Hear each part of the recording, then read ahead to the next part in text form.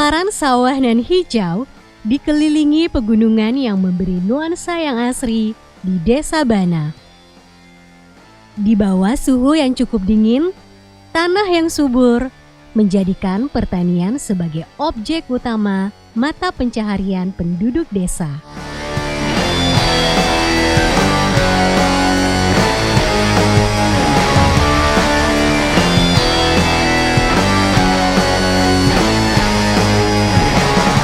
Desa yang jauh dari hiruk-pikuk kota berada di selatan Kabupaten Bone, Kecamatan Bontocani, Desa Bana. 39 tahun yang silam, desa ini telah mencetak sejarah besar dengan melahirkan satu anak bangsa yang sangat visioner. Lahir dari keterbatasan infrastruktur, Nasir, pemuda yang akrab disapa oleh teman sebayanya, telah berkembang menjadi pengusaha yang tergolong sukses. Nasir, dengan segala impian yang dimilikinya, bertekad memutus mata rantai kemiskinan.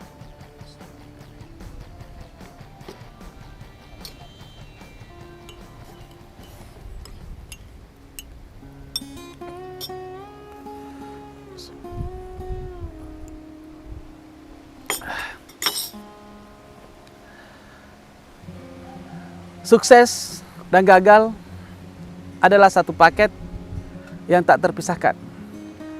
Saya selalu mengatakan paket ini penting dijadikan energi, semangat dalam meraih impian sukses. Tapi sekali lagi, ini adalah pilihan. Bergantung kita memilih yang mana. Saya yakin setiap orang akan memilih kesuksesan. Sama dengan saya, tapi saya paham bahwa untuk sukses harus melewati banyak kegagalan. Sekali lagi, saya pilih kesuksesan. Meskipun dalam perjalanannya, setelah mengambil keputusan, saya juga mengalami cibiran yang sangat luar biasa. Bahkan itu datangnya dari orang terdekat saya. Mungkin mereka berpikir, saya ini adalah anak petani yang lahir dari desa kecil. Daerah pegunungan terpencil, orang mengatakan tidak ada kehidupan. Tapi bagi saya, ini adalah awal kehidupan. Yang kebanyakan dari mereka berpikir bahwa anak petani, iya, diterikan juga jadi petani. Jujur saya katakan kalimatnya menyakitkan. Tetapi saya melawannya dan menjadikan cambuk bagi diri saya, di mana saya harus bergerak, menunjukkan impian saya, memutus rantai kemiskinan. Seperti layaknya pengusaha lain yang sudah sukses, Nasir juga mengalami berbagai kegagalan. Kebulatan tekadnya lah yang mengantar Nasir menuju gerbang impiannya. Tidak hanya itu, tidak sedikit juga Nasir mengalami perlakuan yang tidak mengenakan dari berbagai orang, termasuk cibiran yang dialamatkan kepada Nasir.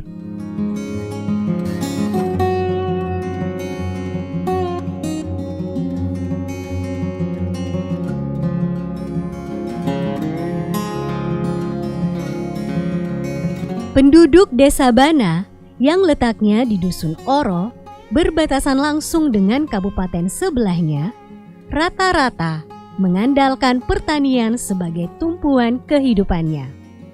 Tak terkecuali Nasir dan keluarganya yang hidup dari hasil pertanian dengan kondisi wilayah yang tergolong masih terisolir dari pusat kota kabupaten.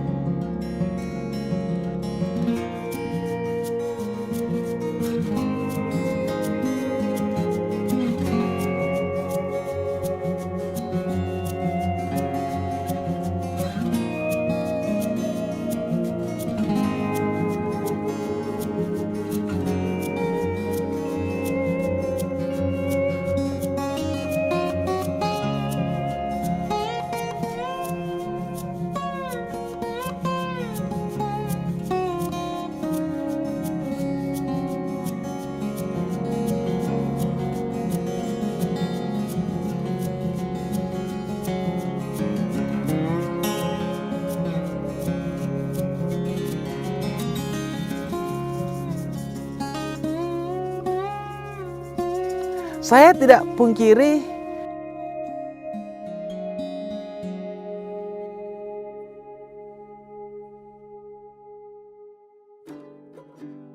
hanya dibatasi dengan sungai sebagai pemisah wilayah.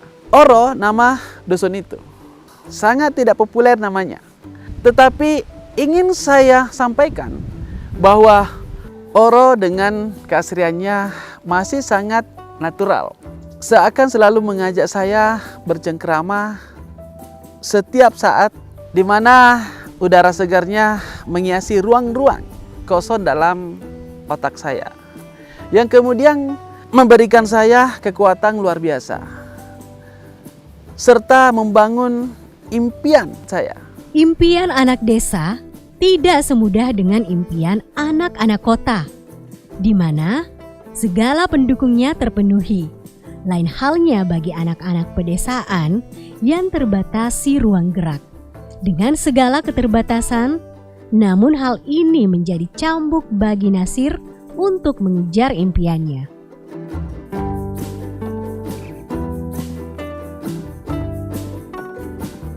Impian seorang anak desa memang bukan hal yang mudah. Dan yang membuat tidak mudah, salah satunya karena keadaan geografi yang kami tinggali seakan jauh dari peradaban. Saya masih ingat betul, zaman kecil saya dulu berada di sebuah desa kecil. Jangankan alat komunikasi, listrik pun menjadi barang mewah yang kami nikmati. Saya menghabiskan masa kecil hanya berhadapan dengan obrolan tentang pertanian. Seakan impian kami saat itu hanya dibatasi dengan sebuah lahan pertanian. Bahkan di desa saya, orang paling berhasil yang menjadi hitungan orang pada umumnya di desa tersebut adalah orang yang memiliki lahan pertanian yang luas dan hasil yang melimpah. Maka disitulah saya menjadi tabu, di mana saya bercerita di teman-teman sepermainan saya dengan segala impian saya. Mereka hanya menertawakan dan berkata, "Anak petani?" Iya, jadi anak petani. Desa yang sangat jauh dari pusat kota kabupaten membuat desa ini sangat terisolasi dari berbagai fasilitas, khususnya fasilitas pendidikan sebagai pendukung lahirnya cita-cita. Di Dusun Oro, tanah kelahiran Nasir, hanya berbekal satu sekolah, yakni sekolah dasar.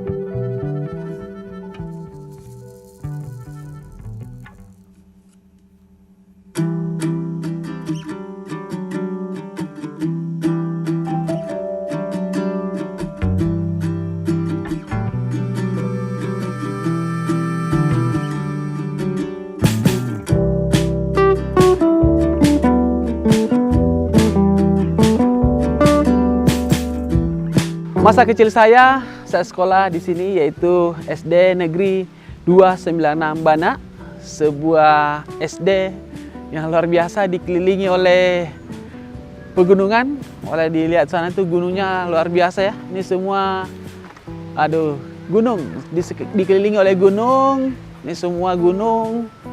Dan di atas sana itu ada yang hitam itu, adalah puncak gunung.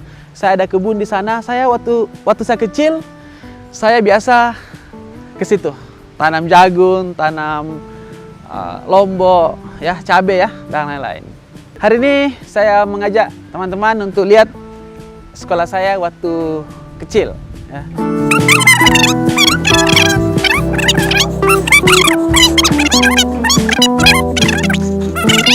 Ini jalannya sekarang sudah bagus. Kalau dulu ini pasir-pasir jalanannya, jadi biasa kita jatuh ya kalau lari.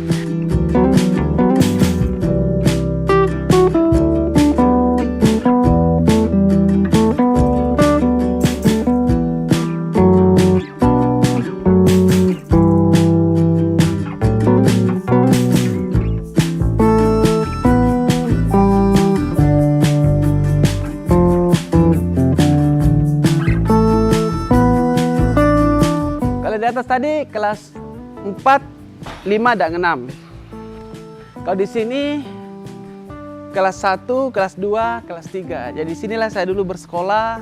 Cuma bedanya kalau sekarang kan sudah agak bagus ya. Oke, kita masuk ya. Ini dulu kelas saya waktu kelas 1 SD, saya masih ingat sekali.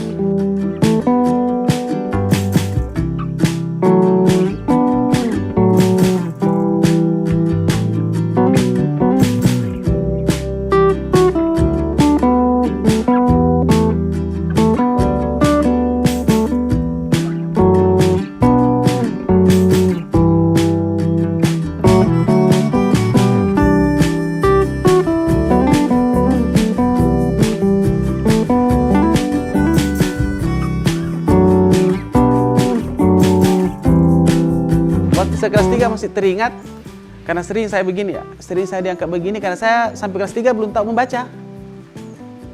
Nah, bahkan waktu saya kelas 3 itu malu juga sih, tapi ada apa-apa lah. Waktu saya kelas 3 itu menyedihkan. Kenapa saya menyedihkan? Waktu saya sudah kelas 3, saya belum bisa membaca. Saya belum bisa membaca. Saya belum bisa membaca.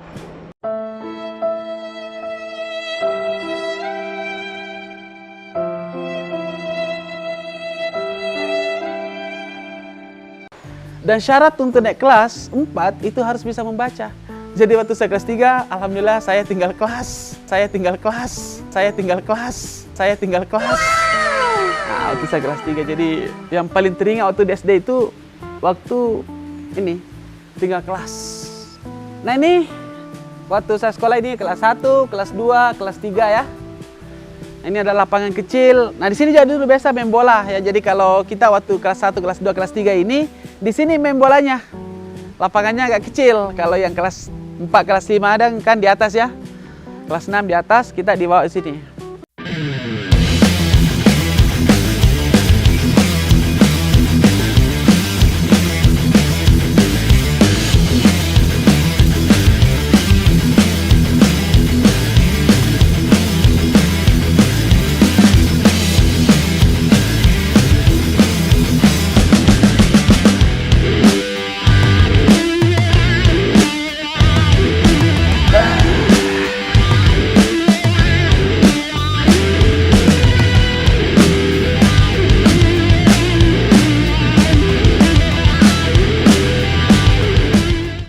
Tadi dari jalan-jalan keliling ya di kampung halaman saya waktu saya dulu SD, saya keliling. Nah, alhamdulillah tadi banyak teman-teman saya ketemu di luaran. Saya alhamdulillah jabat tangan semua, peluk-pelukannya karena kan teman lama.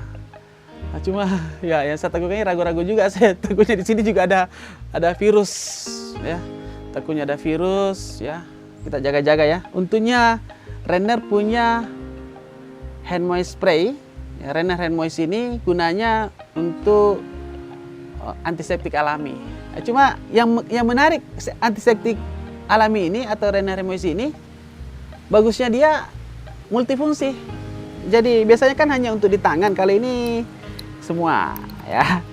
Kali ini semuanya dan tidak perlu lagi pusing-pusing ya, repot-repot lagi kan ini betul-betul multifungsi. Ini bisa di wajah ya, bisa disemprot di wajah. Wangi juga, segar. Wih, wah segar. Dan ini juga bisa di tangan. Wah, bisa juga kena mata, nggak apa-apa. Kena mata. Dan juga di mulut juga supaya segar. Bahkan di kaki juga bisa, kalau agak ini kaki lagi bau-bau bisa disemprot, hilang baunya. Ketiak juga bisa. Pokoknya ini multifungsi nih. Rambut juga bisa supaya segar-segar. Pokoknya kalau bepergian, kalau sudah punya hemois, aman. Tadi juga saya keliling ya, dari sungai terus olahraga, keliling tadi di sini olahraga naik sepeda, keliling sekolah, bahkan tadi pergi ke sawah juga. Jadi luar biasa ya, cukup menguras energi atau tenaga. Tapi alhamdulillah untungnya ternyata Rainer juga punya Colpro.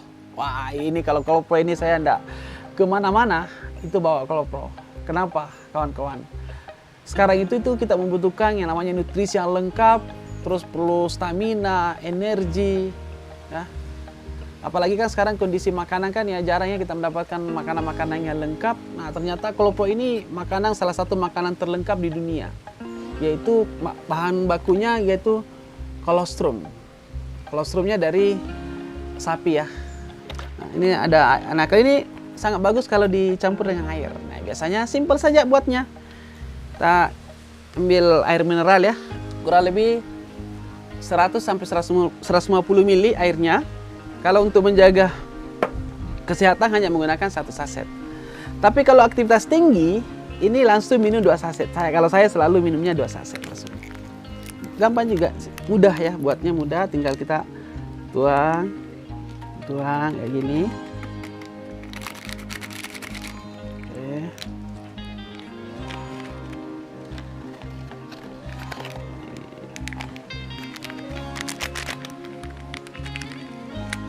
Kita kasih 2 saset supaya betul-betul mantap.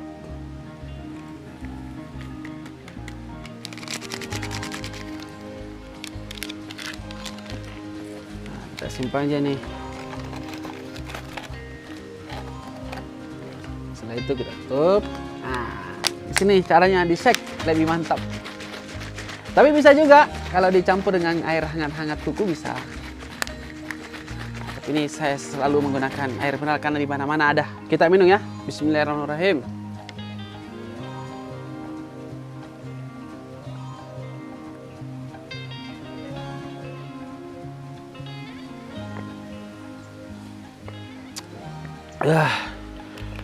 Alhamdulillah, mantap. Rasanya juga enak. Bukan tidak seperti dengan susu yang lain. Susu Colpro bukan hanya manfaatnya, tapi rasanya pun enak. Wow, ini juga ada produk Rainer juga ada, namanya Paten. Paten ini adalah pupuk organik teknologi nano. Produk ini adalah salah satu produk bestsellernya Rainer. Ini baru keluar tapi luar biasa. Ini sudah menyebar kemana-mana. Ya, kalau ini memang luar biasa ya, terutama di kampung saya ini paling cocok. Ya, karena ini Paten ini semua jenis tanaman bisa digunakan dengan Paten ini. Dan pupuk Paten ini, ya kalau dulu kan berbicara tentang pupuk ya. Kalau bicara tentang pupuk itu yang kita ingat itu berkarung-karung. Ya, berkarung-karung kita bawa ke sawah. Kalau ini ya untuk 1 hektar sawah ini cuma segini. Nah, ini kita lihat ya. Ini bentuknya saset. Mungil-mungil begini. Nah, ini bentuknya saset. Jadi untuk satu tangki ini menggunakan 1 saset.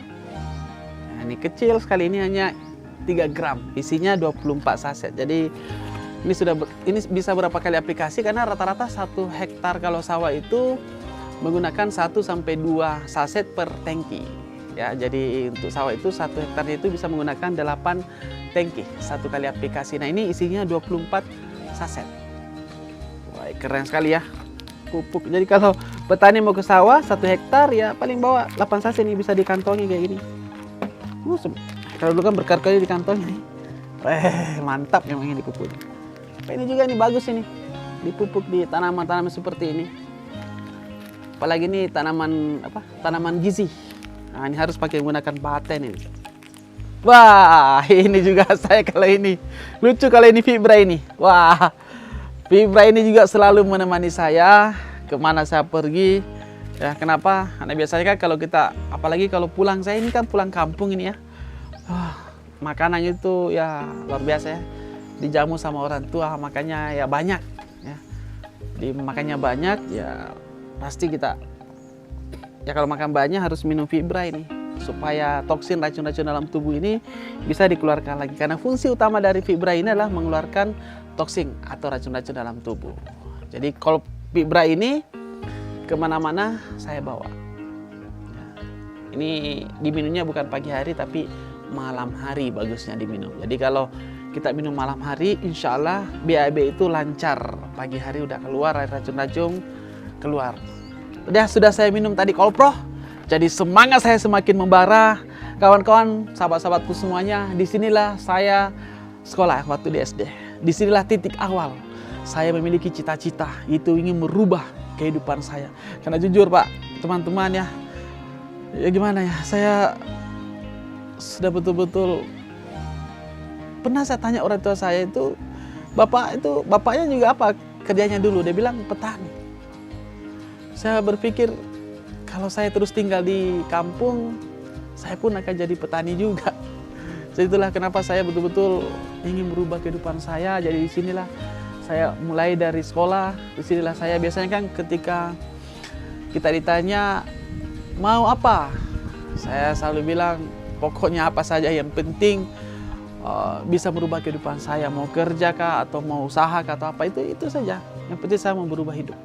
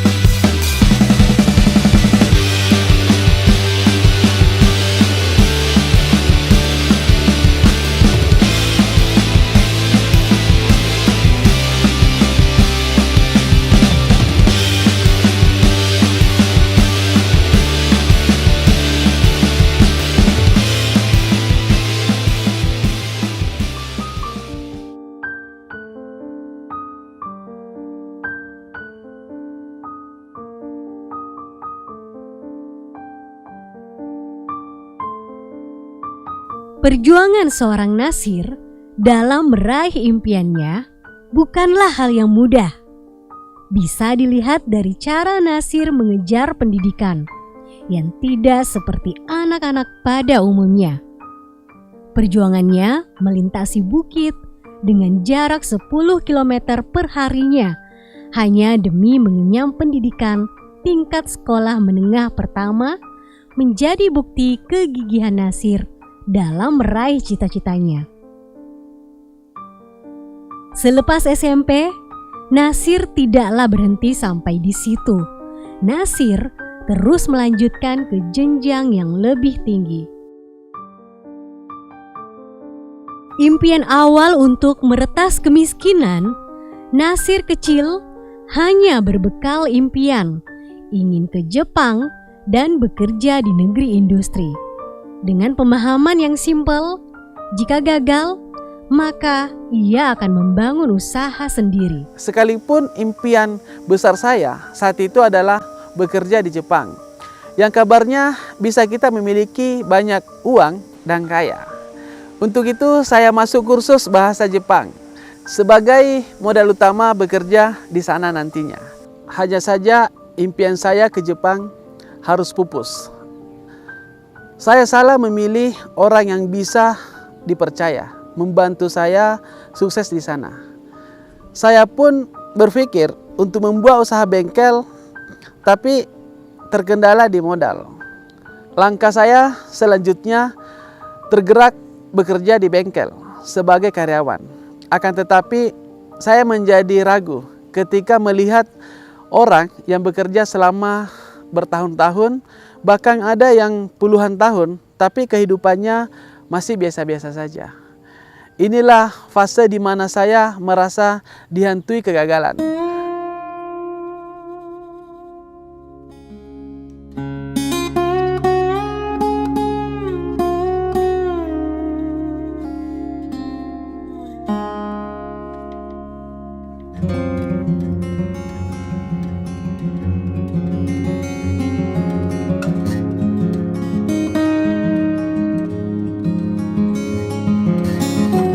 Manusia hanya sebatas merencanakan. Allah menjadi penentu segalanya.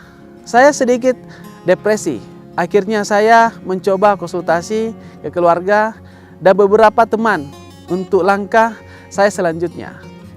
Saya tertarik menjadi seorang insinyur atas masukan dari teman. Katanya kita bisa sukses kalau menjadi insinyur. Bisa bekerja di proyek-proyek besar, bahkan bisa memiliki proyek yang besar yang menguntungkan. Maka langkah saya masuk di perguruan tinggi, kuliah di Fakultas Teknik Sipil pada salah satu perguruan tinggi swasta di Makassar. Kuliah juga bukan hal yang mudah, kadang tugas-tugas menumpuk dan butuh ekstra waktu menyelesaikannya.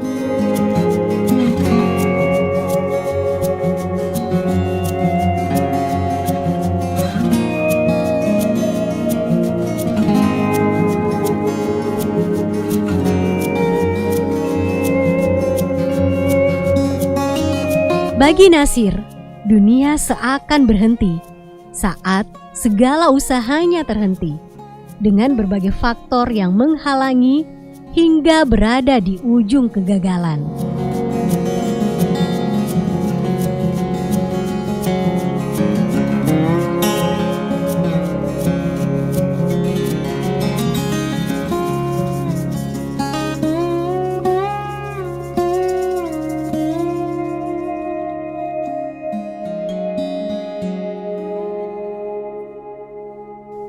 Dalam keadaan seperti ini, saya bisa menyiasatinya dengan mengunjungi toko buku di salah satu mal terbesar di Makassar. Saat itu, disinilah awal mula saya berkenalan dengan seorang menjalankan bisnis multi-level marketing.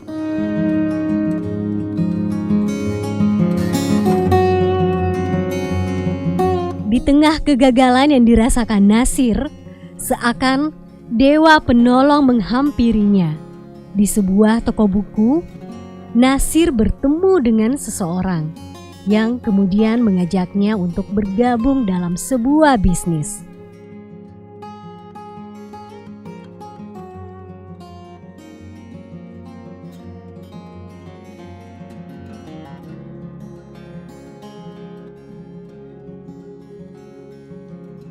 Saya diajak bergabung di perusahaannya. Ia sedikit menjelaskan kalau di bisnisnya tidak butuh modal besar, tapi bisa sukses dan jadi orang kaya. Saya heran, tapi juga penasaran. Dalam hati saya, kok bisa ya modal kecil bisa jadi sukses dan kaya? Sudahlah. Saya memutuskan untuk menghadiri acaranya. Mungkin ini jalanku. Terbuka lebar, bisa menjadi orang sukses. Saya ikutilah pertemuannya. Ternyata benar, konsep bisnisnya jelas. Saya jadi paham kenapa dengan modal kecil bisa membuat kita sukses besar. Saya mulai yakin kalau ini sangat tepat untuk saya jalani. Perusahaannya resmi, produknya juga jelas. Cara mendapatkan bonusnya juga masuk akal. Dan ada sekolah bisnisnya. Inilah bisnis multi-level marketing pertama saya. Tapi sekali lagi, sukses butuh proses yang berkualitas. Butuh kualitas kesabaran. Butuh komitmen menjalankannya. Butuh integritas dalam menumbuhkan kemitraannya. Tidak ada yang mudah. Saya jalani bisnis MLM pertama saya dengan banyak hal, syarat dengan pengalaman berharga, suka dukanya, senyum tangisnya, rasa letihnya, penderitaannya, penolakannya, yang seperti terasa mau menghentikan langkah kita seketika. Semua tersaji dan mempengaruhi semangat saya melanjutkan bisnis ini. Ya, betul kata pepatah. Pelaut ulung tidak lahir dari ombak kecil. Saya tetap harus maju, harus tetap berlanjut, harus tetap komitmen, memutus rantai kemiskinan, harus tetap bergelora, harus tetap bergairah, membuktikan bahwa saya bisa, saya tidak boleh berhenti. Saya adalah anak petani yang bisa diandalkan. Dan yang terpenting, saya harus bisa mandiri. Saya tidak boleh semata-mata membebani orang tua saya. Karena saya sadar orang tua saya bukan orang berada seperti mereka mapan orang tuanya. Begitu saya mendapatkan bonus untuk pertama kalinya, saya sangat senang sekali, bahagia sekali, luar biasa. Disinilah saya seperti melihat jalan makin lebar menuju sukses yang saya impikan. Segala rintangan pun dilewati. Nasir kini menjadi pelaut yang ulung. Kegagalan bukan lagi hantu teror, melainkan menikmati segala proses bisnis yang digelutinya. Semangatnya pun menjadi-jadi, seakan melihat cahaya terang di depannya. Dan seraya berkata, kemiskinan akan menjadi kenangan. Berawal dari sinilah saya merasakan petualangan bisnis yang sangat menantang dan saya suka. Saya mulai merasakan jatuh cinta pada bisnis multi level marketing.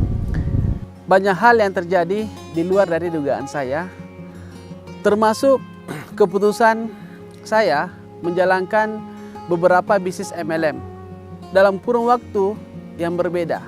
Tentunya saya menemukan dan merasakan pengalaman bernilai tinggi. Saya pernah menjalankan bisnis MLM yang usianya boleh dibilang seumur jagung. Membernya belum merasakan hasil, perusahaannya sudah tutup. Saya juga pernah terjebak di bisnis money game dan menelan banyak korban. Ada juga saya ikuti, tapi tidak lama perusahaannya tidak sanggup membayar bonus membernya. Di lain waktu, saya pada perusahaan berbeda. Saya sudah menjalani dalam hitungan setahun dan ada hasil. Bahkan ada reward. Tapi manajemennya terpecah dan bubar. Ada lagi saya jalankan, ada hasil. Tapi ternyata ditutup oleh pemerintah karena persoalan legalitas, hukum yang tidak terpenuhi. Bahkan pernah saya merasa dizolimi oleh upline saya. Selama 6 bulan saya bekerja keras, mengumpulkan poin dan ternyata diambil untuk memenuhi syarat poinnya. Dan di sini saya betul-betul hampir menyerah. Akan tetapi saya sadar bahwa saya harus sukses. Alhamdulillah Allah memberi saya kesempatan merasakan hasil. Mulai dari punya uang, punya mobil, punya rumah, menikah, melahirkan anak-anak di salah satu bisnis MLM. Hanya saja perusahaan tidak memiliki support system dalam pengembangannya. Kini, Nasir sangat menikmati proses dari bisnis multi-level marketing. Segala pengalaman pun dilewatinya.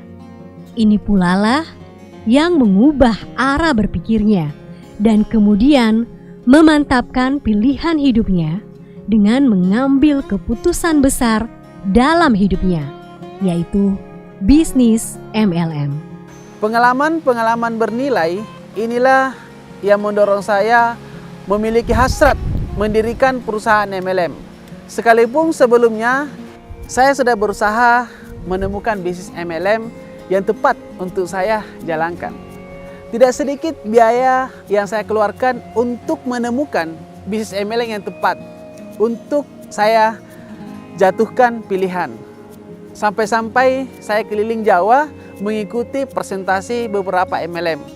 Hanya saja belum ada yang menurut saya sesuai seperti saya harapkan. Ada yang perusahaannya bagus, legalitasnya lengkap, tapi marketing plan-nya tidak berpihak ke member. Ada yang produknya bagus, marketing plan-nya bagus, tapi legalitasnya lagi tidak terpenuhi. Ada juga yang tidak memiliki support system.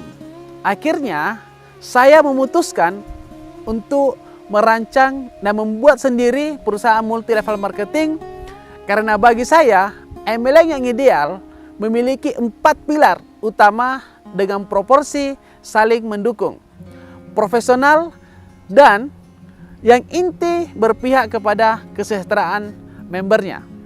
Alhamdulillah, tahun 2017 saya sudah mulai merancang PT Renner Inti Internasional. Resmi saya dirikan. Saya sadar mendirikan perusahaan MLM bukan perkara mudah. Modalnya tak kecil. Infrastrukturnya tidak main-main. Harus memiliki visi dan misi yang revolusioner. Dan yang sangat penting adalah 4 pilar yang saya maksud sebelumnya. Pertama, harus legalitasnya lengkap. Produknya juga harus mengikuti tren industri, aman dan berkualitas. Dan yang paling terpenting lagi adalah marketing plan-nya harus berpihak ke member dan mudah dijalankan. Berpihak pada member, dinamis dan kompetitif. Super System dengan akademi bisnis yang memiliki kurikulum sesuai kebutuhan skill, personal, dan produktivitas member. Visi dan misi saya mendirikan Renner sangat jelas. Membangun masyarakat yang sehat, sejahtera, dan mandiri melalui komunitas pengusaha di Renner. Di tahun pertama, saya mulai membangun fondasi Renner. Mulai dari infrastrukturnya. Yang pertama adalah tentang legalitasnya. Yang kedua adalah produknya. Yang ketiga adalah marketing plan-nya. Dan yang keempat adalah sekolah bisnis Renner, yaitu Renner Academy. Tentu arah yang saya tempuh membesarkan Renner sangat ditentukan oleh visi dan misinya. Visi Renner 5 tahun pertama memiliki puluhan ribu member, ribuan supervisor dan manajer, 500 emerald, 100 ruby, 20 diamond, dan 10 crown. 5 tahun kedua, Renner merambah ke seluruh wilayah Indonesia. Target 500.000 member, 5.000 emerald, 1.000 ruby, 100 diamond, 50 crown. Dan Renner sudah membangun tower sendiri. Memiliki grup di bawah kendali Renner Corporate. Saat ini, Renner sudah memberikan penghargaan kepada member yang kualifikasi mulai dari tur ke luar negeri, kendaraan roda 2, mobil standar, mobil mewah, dan posisi puncak crown berupa rumah seharga 1 miliar serta royalti omset nasional 2%. Renner akan mengukir sejarah bisnis MLM dunia, akan terus bertumbuh memberi manfaat. Saat ini Renner masih kecil, tapi kecilnya Renner bukan kecilnya ikan teri, tapi kecilnya Renner seperti anak ikan paus. Satu waktu akan besar dan mewarnai kompetisi MLM yang mendunia. Saya yakin saya bisa memutus rantai kemiskinan seperti niat awal saya meninggalkan kampung saya menuju kota Makassar. Renner ini lahir dari kota Makassar. Ada satu pepatah dari Bugis Makassar. Lebak kusurwana bisianku. ku campakna sombalaku, tamas saile punna tiai labuang. Bila perahu telah kudorong, layar telah terkembang, takkan ku berpaling kalau bukan labuhan kutuju. Saya mohon doa tak semuanya, doakan saya sehat. Dengan pengalaman saya selama 13 tahun di dunia bisnis MLM, syarat pengalaman berharga dan bernilai tinggi, saya yakin bisa kita sama-sama meraih sukses luar biasa. Karena ada waktunya matahari yang terbit menjadi saksi bahwa Renner persembahan Indonesia untuk dunia.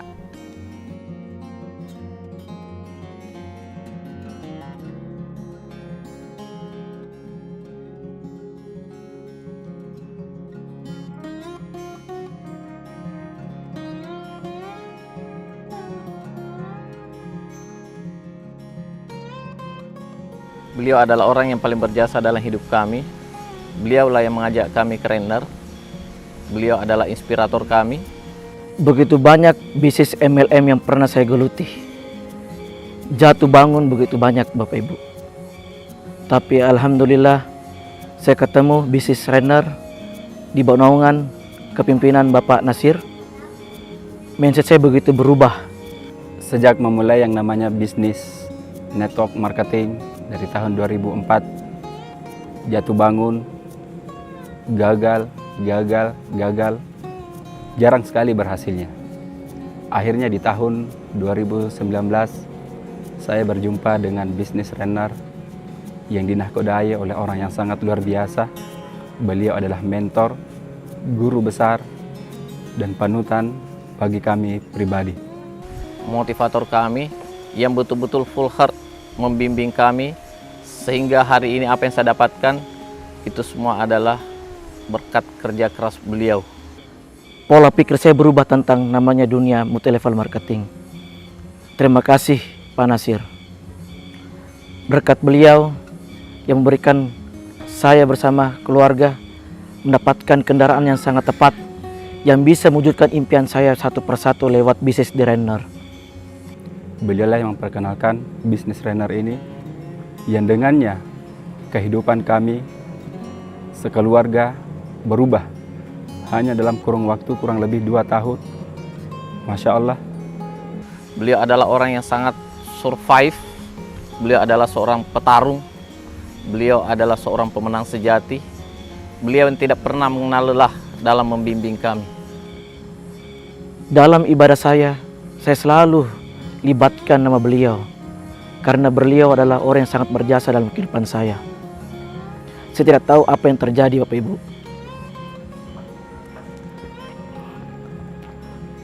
Tanpa bimbingan beliau, jujur, saya ini betul-betul dari zero menjalankan bisnis Renner. Tapi berkat bimbingan beliau, motivasi beliau, step by step impian saya terwujud lewat wasilah Renner. Begitu dahsyatnya. Luar biasa sekali kehidupan kami. Lebih dari apa yang kami bayangkan atas pencapaian yang kami dapatkan saat ini. Berkat arahan bimbingan beliau, sehingga kami berubah dan mendapatkan banyak sekali perubahan, terutama dalam hal mindset dalam berbisnis MLM. Sekali lagi, beliau adalah mentor terhebat kami. Beliau adalah orang yang paling berpengaruh dalam hidup kami semua. Olehnya itu, pada kesempatan ini, kami semua mengucapkan terima kasih kepada CEO kami, Bapak Nasir. Begitu banyak inovasi-inovasi yang dilakukan beliau. Saya saksi hidup. Saya join di Renner, saya melihat begitu sangat petarung sekali yang dikatakan itu Pak Nasir. Sekali lagi, hormat saya buat Pak Nasir. Terima kasih buat CEO kita, Bapak Nasir SE. Luar biasa, jarang orang yang seperti beliau. Beliau adalah orang yang betul-betul memperhatikan tim-tim orang-orang yang berada di sekitarnya. Luar biasa Pak Nasir, terima kasih. Berbekal dengan pengalaman menjalankan bisnis MLM, dengan berbagai pengalaman, Nasir pun memiliki hasrat yang besar untuk mendirikan perusahaan yang berbasis multi-level marketing. Hanya karena ingin menutupi berbagai kekurangan perusahaan yang pernah ia ikuti.